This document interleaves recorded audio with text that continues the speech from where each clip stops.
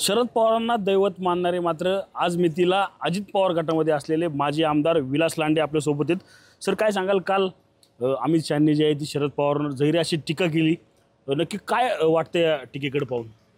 याच्यामध्ये जर समजा आपण पाहिलं तर खरं याच्यामध्ये अमित शहा सरांनी पुण्यामध्ये येऊन भारतीय जनता पार्टीच्या शिबिरामध्ये एक भ्रष्टाचारी सरदार म्हणून शरद पवारांचा उल्लेख केला।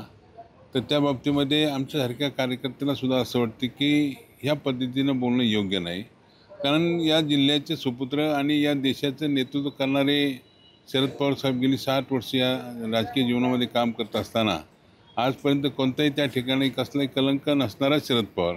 अनेक टीका होतात ते आम्हालाही माहिती आहे, परंतु आज जर पाहिलं तर पाठीमागच्या लोकसभेच्या वेळेस ज्या पद्धतीनं देशाचे पंतप्रधान आदरणीय नरेंद्र मोदी साहेब पुण्यामध्ये आले आणि त्यांनी ज्यावेळेस भाषणामध्ये सांगितलं की एक भटकती आत्मा आहे, त्यामुळं लोकसभेमध्ये कितीतरी त्या ठिकाणी त्यांना ह्या सर्व गोष्टी मोजाव्या लागल्यात। तर जेणेकरून भारतीय जनता पार्टीने याच्यामध्ये आपली चूक सुधारणं गरजेचं असं मला वाटतं की जेणेकरून शरद पवारांच्या बाबतीमध्ये जास्त बोलू नये आणि जर बोलले तर त्या ठिकाणी येणाऱ्या विधानसभेला त्या ठिकाणी निश्चितपणे तो फटका बसेल असं जाणकारांचं नाही तर सर्वसामान्यांचं मत होऊन बसेल।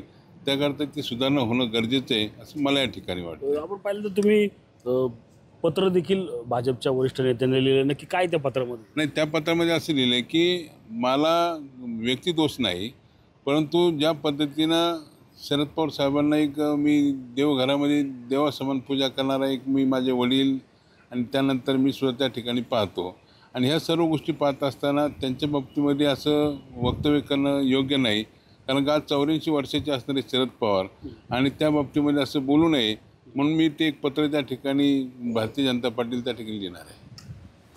रणजित जाधव, TV9 मराठी, पिंपरी चिंचवड।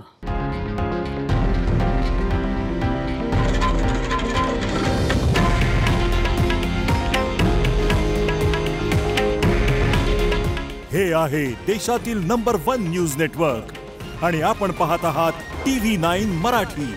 काळजी तुमची, हित महाराष्ट्राचं।